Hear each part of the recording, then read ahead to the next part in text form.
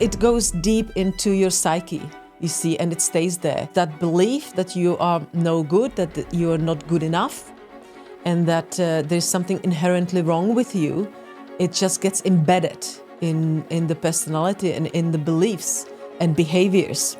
Today, we are exploring a topic that shapes every aspect of our adult lives: childhood conditioning. How do experiences we had as children shape our beliefs, behaviours, and even our personality? And most importantly, how can we break free from the parents that no longer serve us?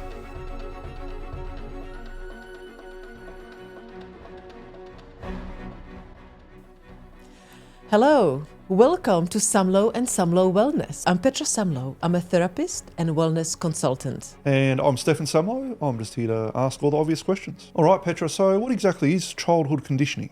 Childhood conditioning basically refers to the way we were conditioned as children by our environment, by our parents, by society, by the school system, by our environment. It also refers to a process that shaped us into the people we are, because it is during the first few years of our lives that our personality is shaped. The most important thing for a child or an infant is to establish connection with the caregiver. It needs to make sure that it's being loved, because if the child is loved, it gets its needs met.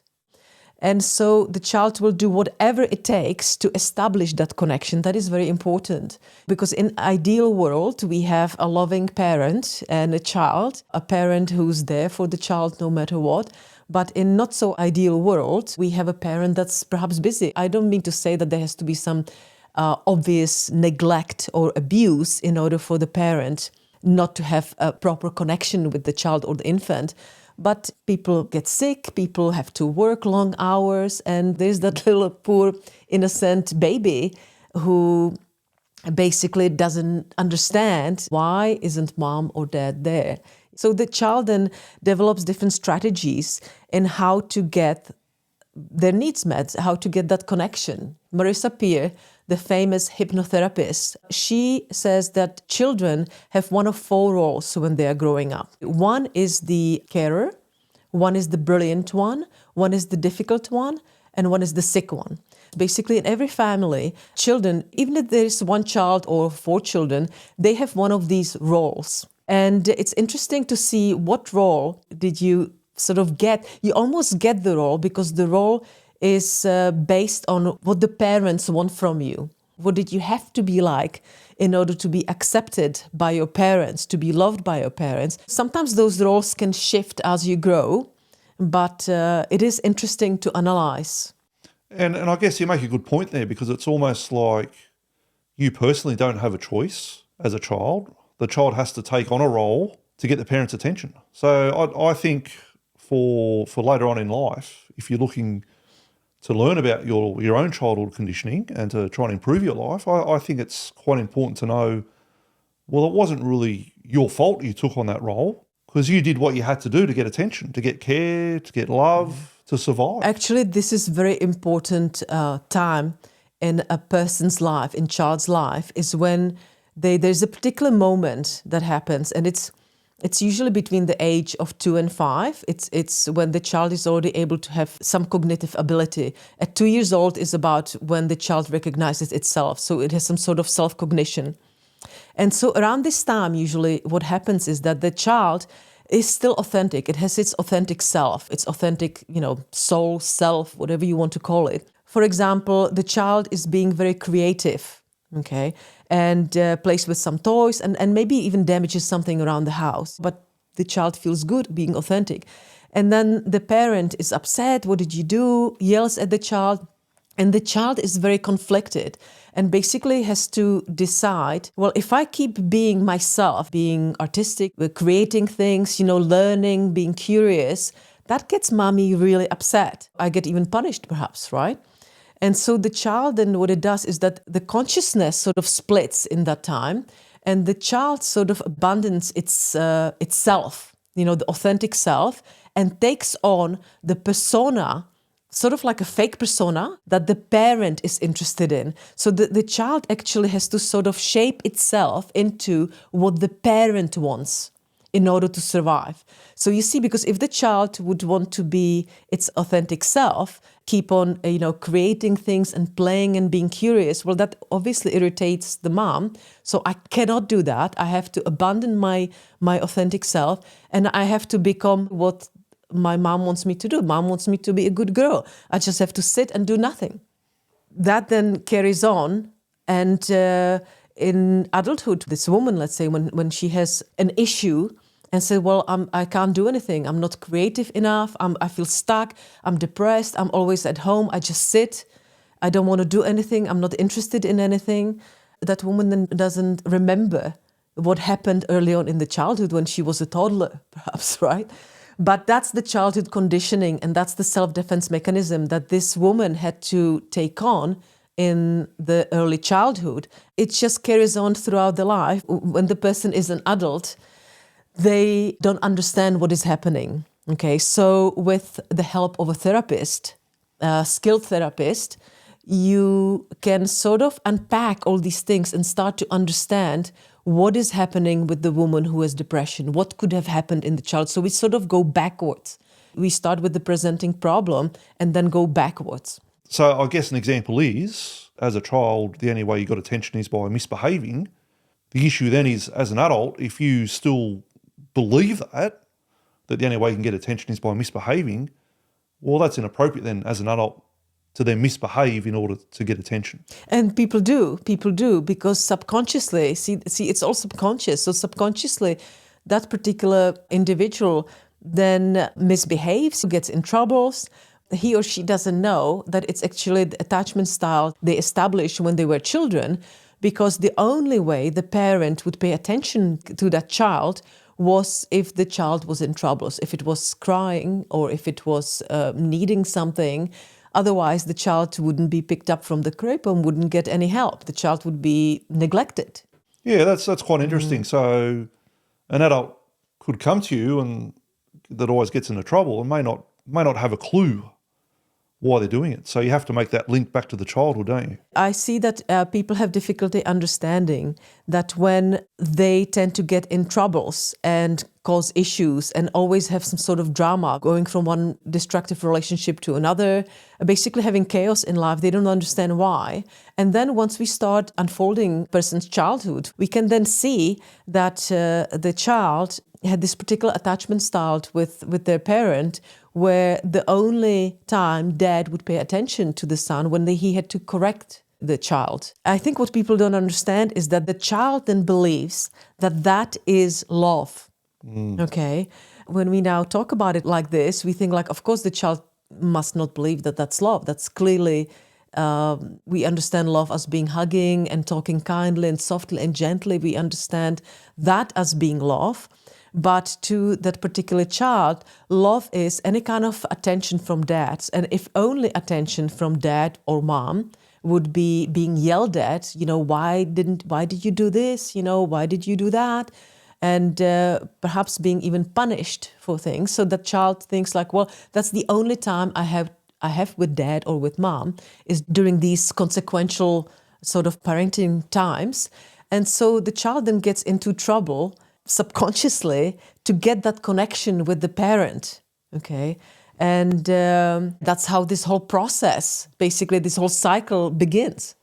Then as an adult, those people may not know how else to get attention. You see, the worst thing is to be unnoticed or to be insignificant, to be left out, to be left alone. That's actually worse. It's better to be disciplined or yelled at, because that still shows some sort of care.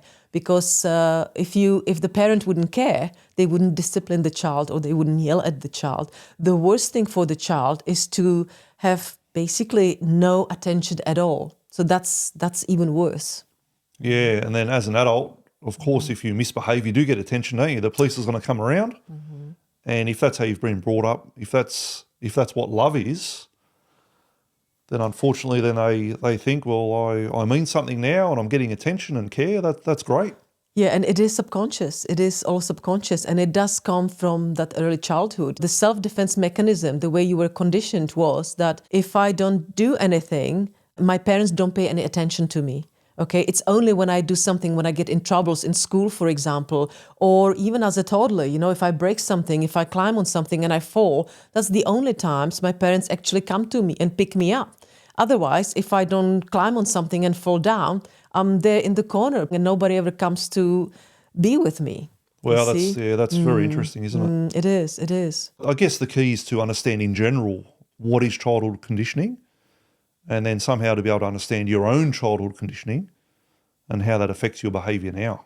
I believe that you have to sort of find yourself. And that's why often crises in life are actually really good. There is a positive way to look at crisis, divorce, sickness, bankruptcy, these major events that happen in life. I sometimes think that there are these, in a way, lucky events that make us take a look at our lives, reevaluate, and to discover who is it that we want to be. Yeah, I find that very interesting, actually, because from what you just said, it sounds like there could be a big difference between who you wanted to be as a child and who you had to be.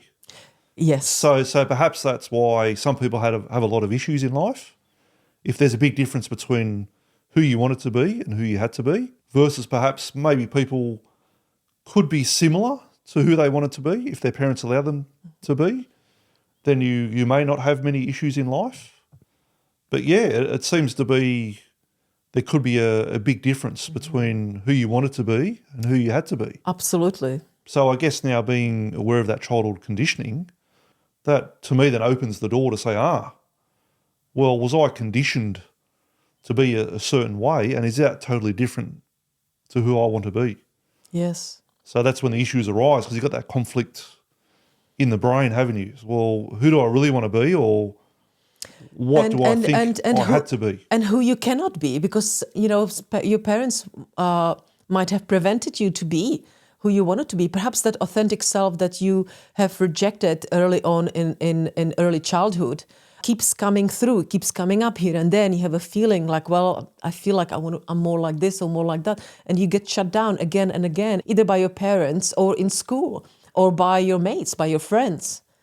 So it's not just parents. Yep. It could be with friends. It could be, family members, friends, society, schools, churches. Yeah, that's great. Great. You saying that seems to be a way that intergenerational trauma is continued on. If the child can pick up on those vibes, if you like. Absolutely, absolutely. Intergenerational trauma can start as early as during pregnancy, or when the baby feels distress when it's born, or when the fetus feels distress in the womb. It takes on the trauma of the mother or the parents or the culture of the society. Yeah, because what I've read is if a parent may have experienced trauma in the past and the parents are in survival mode and they keep being in survival mode, then the child can pick up that vibe and then the child themselves mimic that behaviour and then they're in survival mode. Yet the trauma that happened to the parent, maybe when the parent was younger, and then the child that never experienced that primary trauma is then also in survival mode. Absolutely, absolutely. And that takes me back to Dr. Gabor Mate, who gives an example of mothers in concentration camps or mothers post-World War II that were nursing their children. They were asked, well, how come the children of the Jewish mothers are crying and the other children are not crying? Well, because the generational trauma was passed on through the mother to the child, because the child felt the distress of the mother. Like you said, it carries on through, even genetically, but through the behavioral parents, obviously, of the caregivers. If the mother or the father are sad and depressed and they act suspiciously when they're outside because they're worried that they're going to be hurt, because perhaps the grandparents were in war and so they passed their generational trauma onto the parents. So then the baby senses it and feel uncomfortable in open spaces, perhaps. So how would you stop that intergenerational trauma? That basically comes to us as individuals. We have to recognize it and we have to recognize that there is a problem and say, that's enough. No more. I've suffered, my mother suffered, my grandmother suffered, and no more. It's going to end here, it's going to end with me, and that's it, no more. And so that's the first step. People don't realize that it's easier said than done, because there is a long journey ahead, but everything has to start somewhere, right? So the initial thing is to say, I will not have my children continue with what I had to endure, and I will not pass this on to the next generation. It ends with me.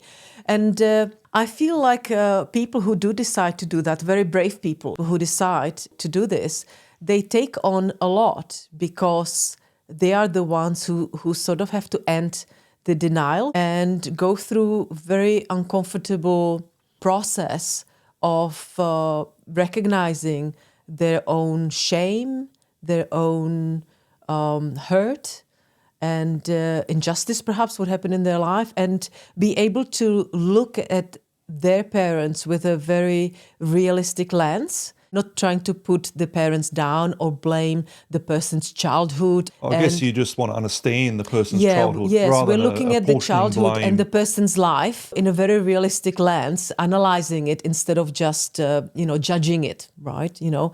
And the person has to be very brave, because you do have to look at your parents and the way you were brought up and see that it might not have been as perfect as you thought it was. And your parents might not have been as good of parents as you thought they were, because the child will never fault the parent. The child will always take all the blame upon themselves. That's where the shame gets born, because the child, like we talked about before, you need that connection with the primary caregiver, right? So the child holds the parent sort of on the pedestal. It can't fault the parent in any way, because it needs the parent for survival. So later on then in adulthood, when I ask my clients, you can try it yourself, you ask your friends or people, and you ask, how was your childhood? Most of the time people say it was all right. Because it's almost like if you say your childhood wasn't that great, it's almost like you're putting yourself down. Yeah, I think it's that enmeshment. You're sort of enmeshed with your parents. And so if you fault your parents, then what does it say about you and your life? What does it mean that I'm no good? I had no good life? So in therapy, people have to understand, to separate it, that that's the past and we're just analyzing the past. We are not putting it down. Yeah, that's right. Or trashing it in any way. We're not trashing the parents. We're not trashing the past. We're just looking at it through a very realistic lens to get understanding of the person's life. Yeah, because you can say, well, hey, Dad wasn't there because he had to work. He was always away from work. And he could say, yeah, my mum was quite isolated and she found it difficult to look after 5 children. So I guess you can just state that as a fact and understand that's why you have those beliefs and behaviours. That's why you had that defence mechanism in order for you to survive.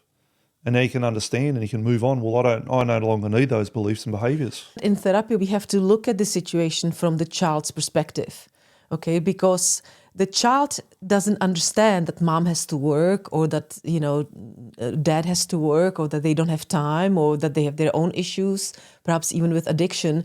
The child cannot analyze that. So what the child thinks is that I don't have a parent who cares for me. And so what does it mean?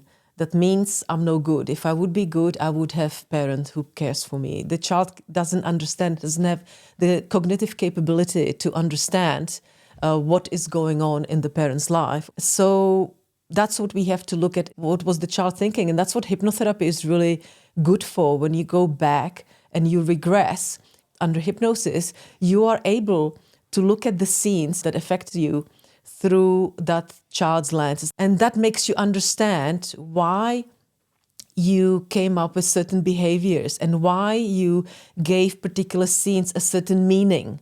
Okay, because if you analyze it from the adult's perspective, it's very different. You're like, well, yeah, that makes sense. My parents weren't there. So, you analyze it a bit differently. But if you go back and you regress and you really put yourself in the situation of the child, it feels very different. You get that real understanding what was going on, and you're like, wow, I was actually really suffering. Wow, I was so scared. I was so lonely. You can really feel it, and you see how significant that was, and you understand why you then had to use the self-defense mechanism, the coping strategies to make sure that you never put yourself again in a situation like that. And the brain really remembers that. When there is such a heavy emotional pain, the brain gets a signal and it's like, okay, I never ever want to feel this thing again. So never ever put me in this situation ever again, no matter what.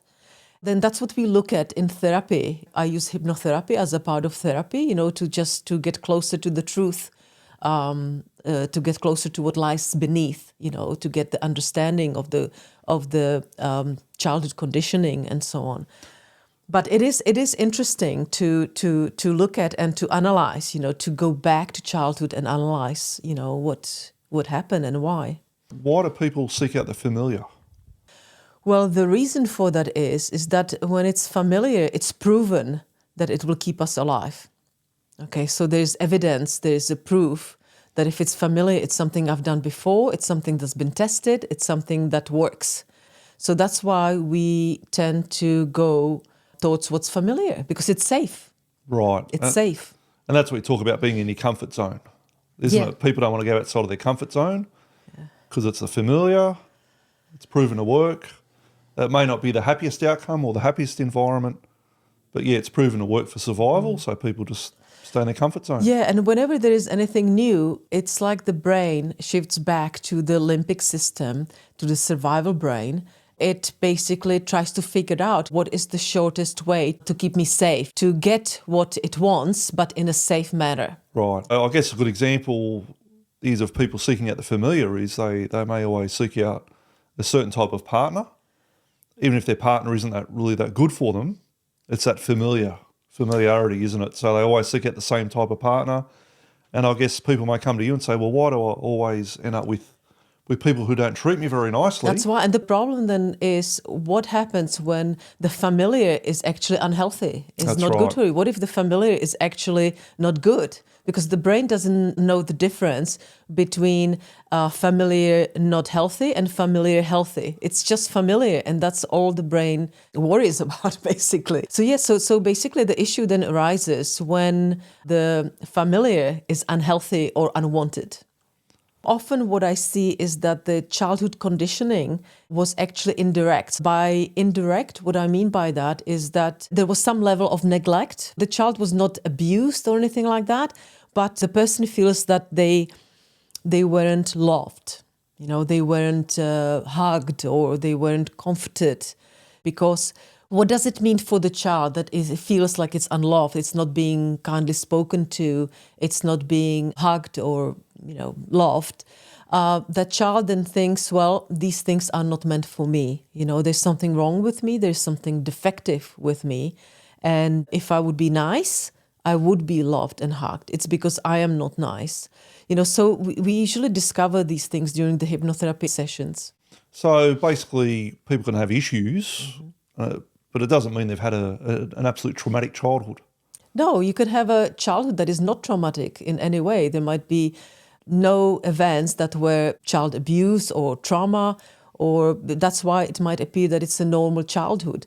But the problem is that if the child's needs are not being met, it is traumatic. It is childhood trauma. Yeah, there is an issue. There is an issue, yes. Yeah. Because it goes deep into your psyche, you see, and it stays there. That belief that you are no good, that you are not good enough, and that there's something inherently wrong with you, it just gets embedded in the personality and in the beliefs and behaviours. And so that's what we work on then in therapy, to understand this. And then once you start understanding it, you are able to then to let it go. Right. And you understand, you see, well, it actually wasn't my fault. And often you then start understanding it wasn't even my parents' fault because they didn't know any better. They worked with whatever they had. They couldn't do better because they didn't, and they didn't know how. So are you saying everyone's a victim? Or how does that work? Because we could all dig up something that wasn't great. Do we all just play the victim? No, we cannot play the victim because it is our responsibility as adults to heal and to understand the childhood, whatever happened. Yes, some people are true victims, and in order to go to the next stage, to be the survivor and then the thriver, in order to let go and to heal, You have to go through the stages, to go through the victimhood, and to understand it in order to be able to let it go. Because without understanding that you perhaps were a victim of something, if something did happen, you cannot go through the next stage and be able to heal and let it go. It's the adult person responsibility to let go and to heal, and not to carry it like a backpack, like a baggage, like a backpack full of stones, full of drama, full of childhood abuse, full of trauma, and carry it on your shoulders for the rest of your life and then pass it on to the next generation. That's how the generational trauma happens. It is absolutely 100% responsibility of the adult person to deal with that. And that's why I think that every single person should have therapy and even hypnotherapy at some point in their life to sort of have some sort of like a health check. Even if the childhood was good and there is no drama, it's still really beneficial to look at the childhood, look where you might have been conditioned and how it might influence your current behavior. Yeah, I guess at the very least you'll have an understanding of what happened. Sometimes actually it's quite the opposite. It doesn't have to be neglect or trauma. It can actually be that it was too good, that the parents were overcaring, people who were taken care of in their childhood too much.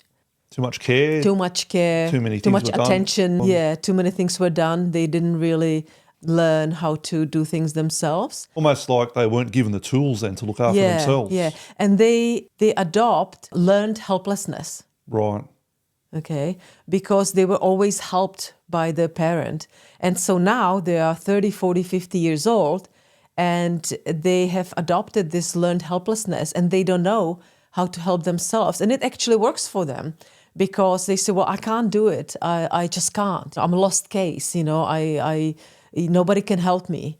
They 100% believe it. And it's very difficult to break through this behavioral pattern and this thinking process. Yeah, interesting. So then it would be good to go back into childhood and to realise that... You see, the problem is that then you go back to the childhood and the child sees that everything was fine. So again, you need really skilled therapists to point out that maybe it was not so fine, and it sort of plays tricks with the brain because the brain thinks it was fine. I had everything. How could that be wrong? So it is quite difficult to navigate this kind of issue. Interesting. I really strongly believe that you cannot fix the current issue unless you understand how that issue started. Maybe it's not all the way in the early childhood, maybe it's in the teenage years, but it is important to look at the past and the childhood and get some understanding as to how did I get here? How did I get to be the person I am now? You first have to take a good look in the mirror and see yourself as you are and accept yourself as you are, accept the situation as it is right now, so to feel safe with yourself, with the therapist and in your life, so that you can go and review it, understand it, and then move forward. Yeah, I tend to agree because if you are under stress or trauma, you tend to go back to your default programming. That's correct, yes. If you're under stress, you go back to your default, you go back to your subconscious mind.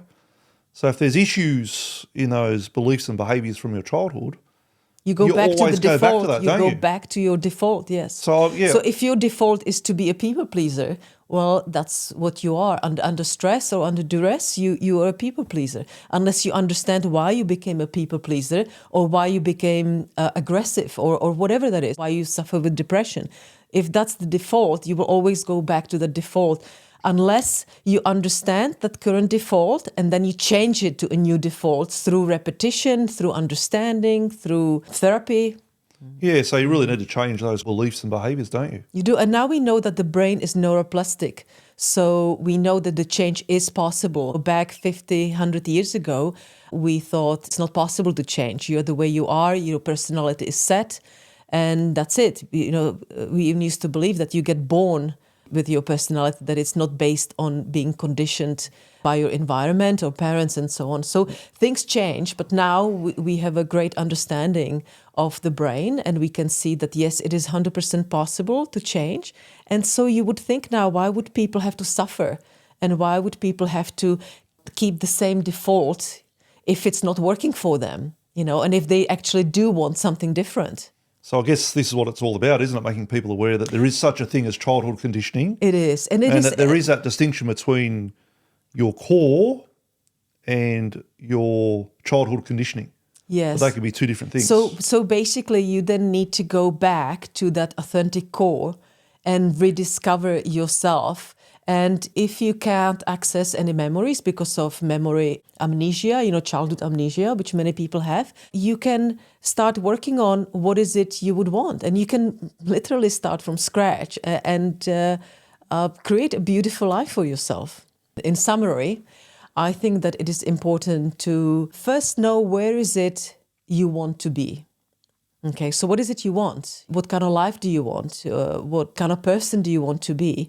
And knowing what your current problems are, then going back to the childhood and see what was the conditioning, why did it happen? And very importantly, it is extremely important to understand that whatever the coping strategy or the defense mechanism was that took place, it was to help the child. It was not to hurt the child, but to help the child. So it is important then to treat these strategies with respect. So instead of putting yourself down and saying, oh my God, I'm depressed, I hate it, I can't stand it, or I'm so anxious, why am I like that? I'm such a loser, I'm putting yourself down.